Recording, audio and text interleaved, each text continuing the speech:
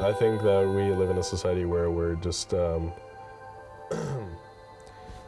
we are told to think as individuals rather than as a society. And that is what is leading to the greed and leading to poverty. And I think now we're realizing that, yes, we have to think as a society rather than just individuals. Before I came to Paraguay, it was a dream to get involved in international development. It's not just something you read about in the news, nor you can actually do it. And I love doing this. I just wish I could do more now. There's a lot of poverty that you see.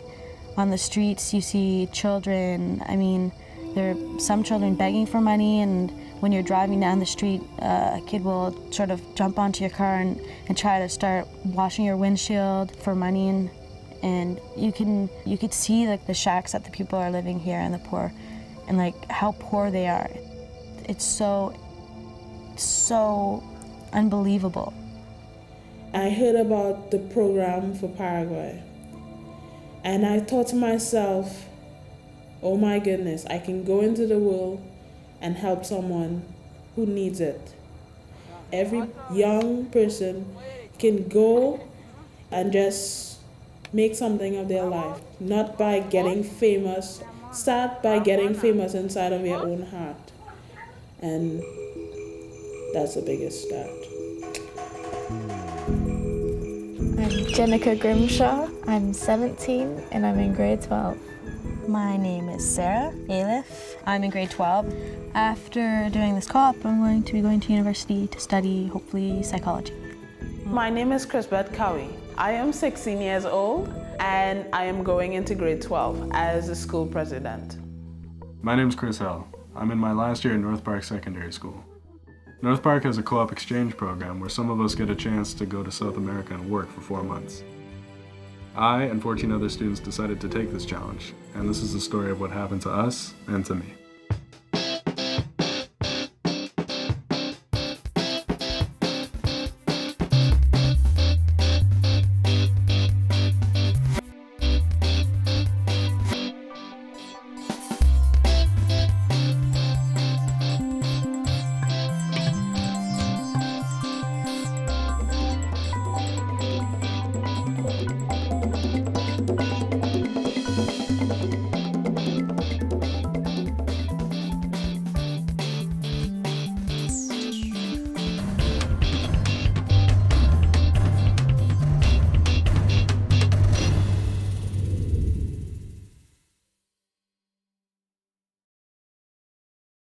Ready? 1, 2, 3, 4.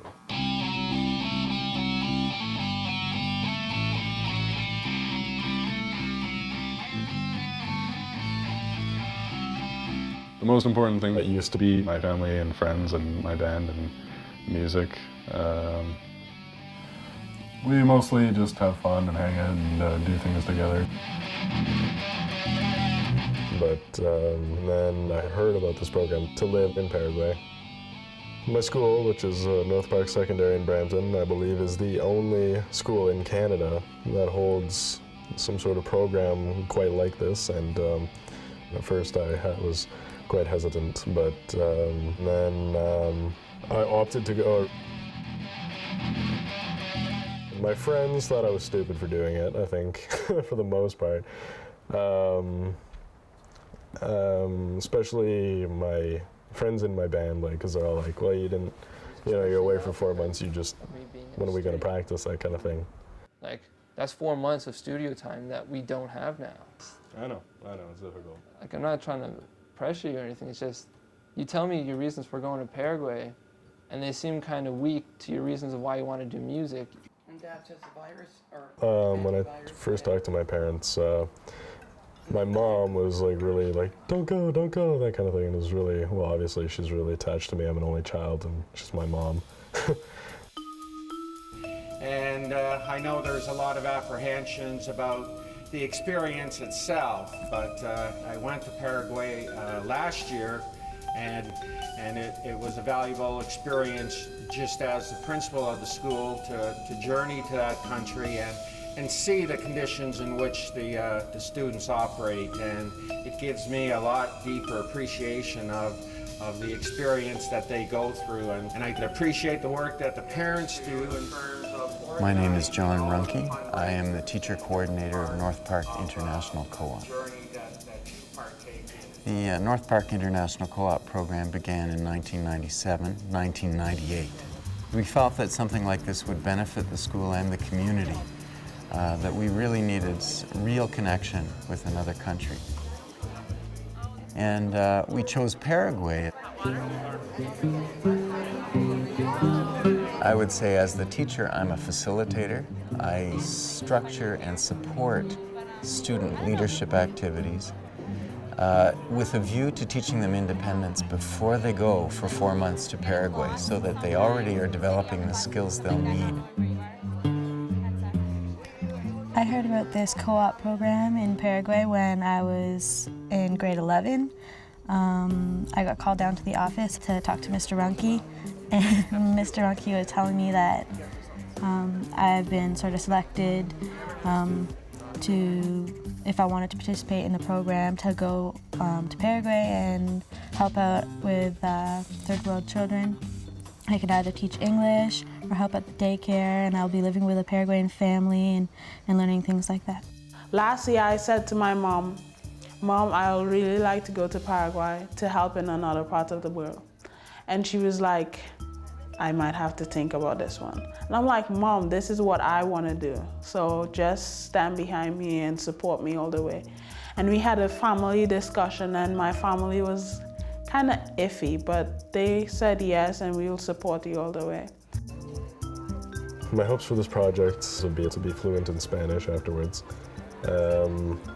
come out as a more confident person, and experience something that I'd never experienced before, you know, living in a third world, that kind of thing. Like, I think I was looking to myself to, I don't know, test myself to see if I had what it takes to live outside what I feel comfortable doing.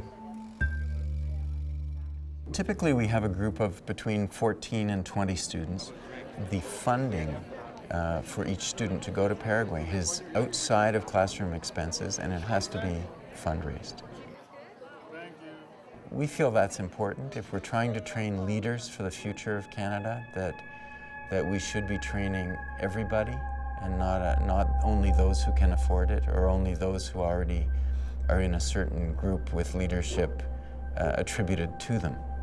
In Trinidad and Tobago, I would never have this opportunity. So I remember what my granddad said: take the opportunity while you have it. You never know when you can have another opportunity like this. We wouldn't do this if it was easy. Why would you go to all that work unless the kids were going to go through a life-altering experience? They react in different ways. Some have more ups and downs, and some have a very smooth... You really learn a lot about yourself.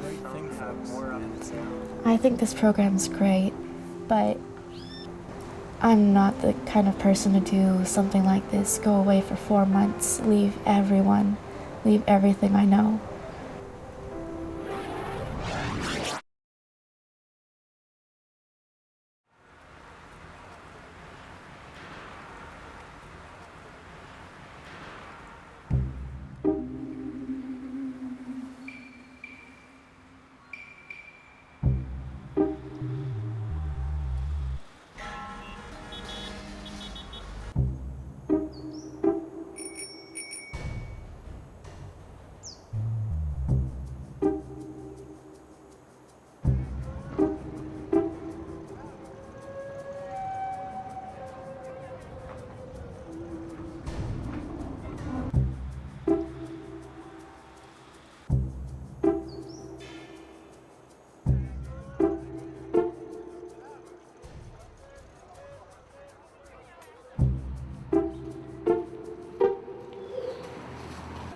absolutely love coming here to work at this daycare.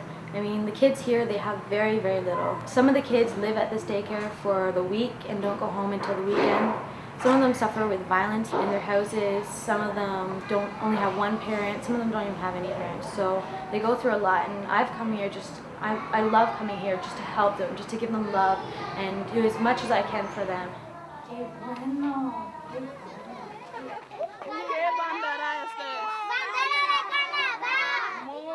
I am a teacher in Senora del Rosario, and I teach my kids English. I get to know my kids in a way that we become friends. Well, here it is, mid-March, and we're busy doing our jobs as teachers, daycare workers, and future international development workers. Don't we look great? Even I'm impressed with me. Standing up in front of the class of very eager young kids and actually having something to say. Cielo, con la nublina. There are 14 of us placed all over Paraguay, helping out wherever we can, finding out we can contribute quite a lot, especially to young people learning English. Finding out that, hey, one day we'll be all grown up, we'll have jobs, and we'll have friends in Paraguay, and maybe even other parts in the world, with whom we've shared our time, gifts, and our friendship. But it wasn't easy back in the early days, back in February, when, ready or not, we boarded that plane and flew into the unknown.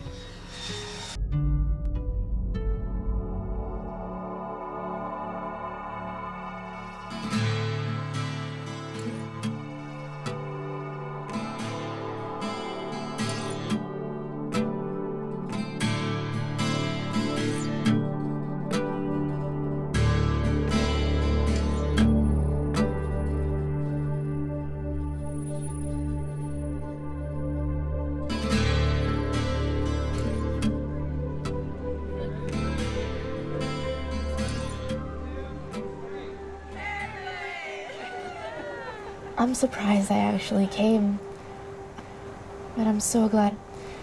Now I'm a lot more independent. I can do a lot more things for myself.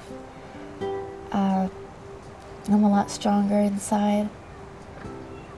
Just leaving everyone, coming to a totally different culture. Everything is so different, but you get used to it. I came off the bus into Pedro Juan Caballero. I met my family for the first time, and they were just so awesome. My mom was like, call me mommy, and I'm like, but in Spanish, but I'm like, oh my goodness, these people love me and I'm loving them already. But poverty is really big here in Paraguay, and a lot of people here have to work very hard and don't get enough money to feed their family. And it's very depressing for me sometimes. I live in Lambaré, which is close to the capital, Asuncion, 15 minutes away. And at first it was hard taking the buses and getting used to the people that were sort of walking on the streets and selling things on the road and stuff like that. Paraguay is quite different from Canada, very different. And when I got here, I still now find some things hard to cope with. The showers don't have shower curtains or anything. It's really weird. And you get shocked by the shower too. If you go too close to it, you get electrocuted. I got that a bunch of times. The definite roles of gender, the gender roles are very, very different here. I'm not used to being told you can't like be associating with this girl, that kind of thing. You can't, you know, hang out with just this girl or just one girl at a time. It's kind of funny to think about because sex is more open in our society, but here it's like, no, you can't talk to that girl. You have to be watched all the time, that kind of thing, and you can't do anything until you're married. I kind of feel like I'm living in a different century in a way. Just because of their values and moral beliefs, which are not, I'm not saying they're wrong, they're just different. Okay, guys, Experiencing cultural differences during the AFS program is the topic of our session. AFS is our host in Paraguay. You might say that they're the boss. They have a lot of rules which are meant to keep us safe and focused, but they're very strict. Perhaps stricter than what most of us are used to at home. AFS is a very old organization that began during the Second World War. From that experience, they became specialists in helping North Americans, especially young people, understand and flourish in all different cultures of the world. Today, AFS has offices all over the world, but the Paraguay office is the largest. And the kids from North Park and Brampton have been getting their first days in Paraguay smoothed along with workshops on the country's culture that AFS provides. Why do groups of people create culture? Because it brings comfort to the society. That's right. So maybe we can say that AFS has taught us that when we come to a different country, we have to accept the differences in culture, the food, the people, the friendliness. Everybody will want to hug you and kiss you. It's not like that in Canada when you meet someone.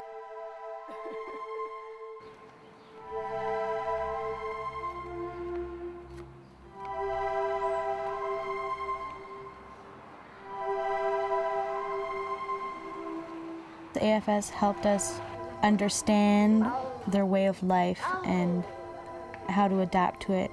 And they're showing us sort of what we're going to be doing, understanding what we're becoming a part of, and the feelings that you feel and telling you that they're normal.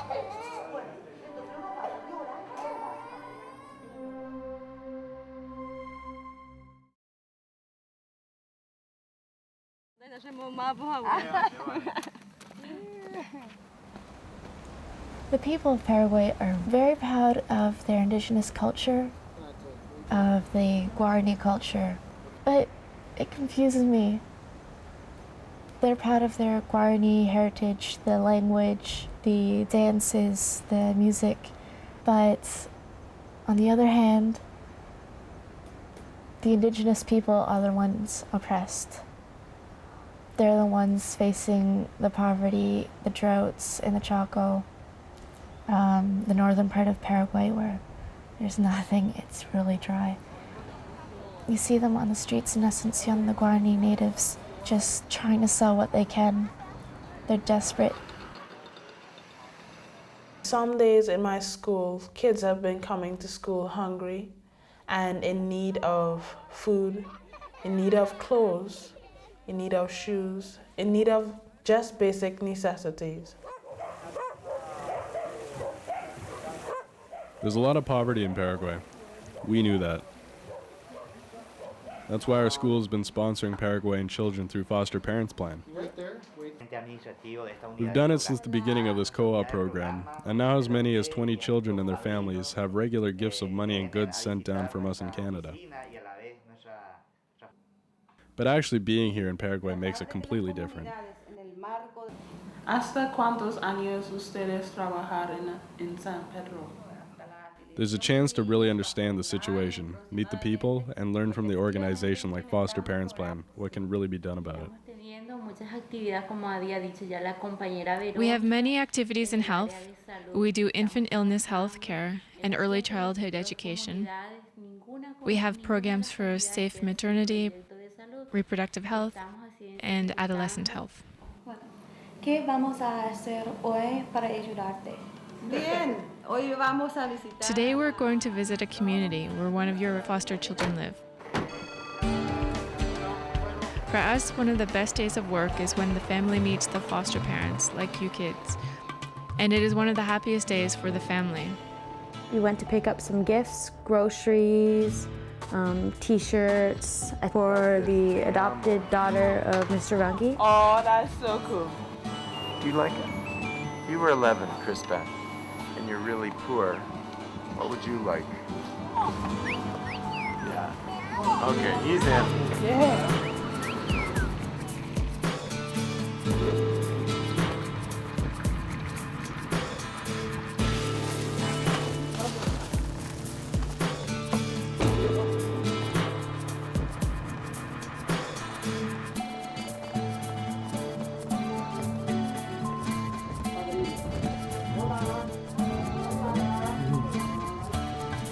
Hola. ¿Qué tal?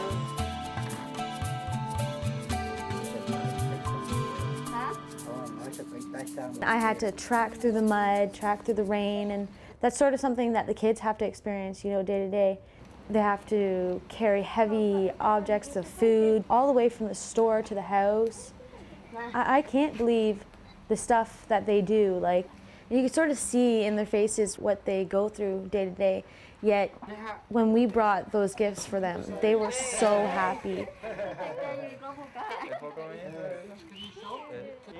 I'm so thankful that I'm able to sort of witness that and see what they go through and respect them so much more.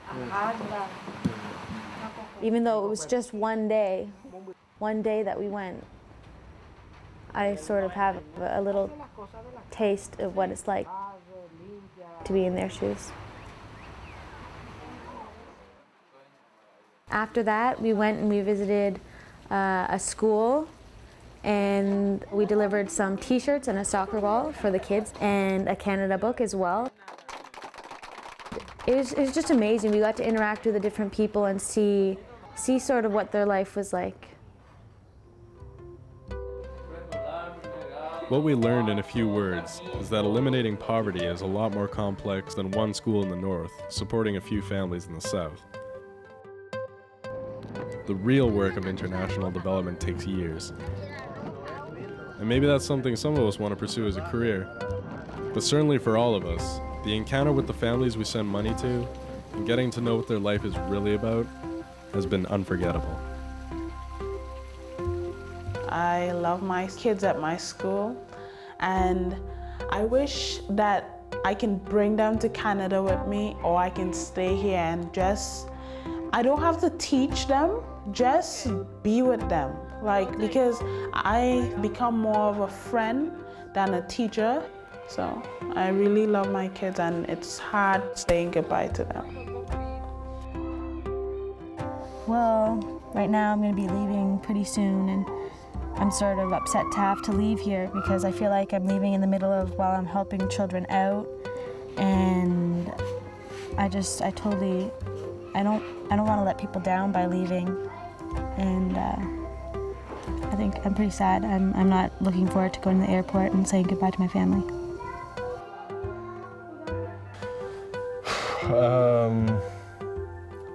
Sad that I was leaving.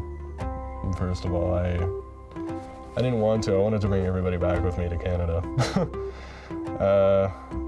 But I also felt that I really need to come back to this place. I really need to see them again and I need to keep in contact with these people because they mean something to me, and I obviously mean something to them. So yeah, I should really do my best to keep a connection with these people here, my family.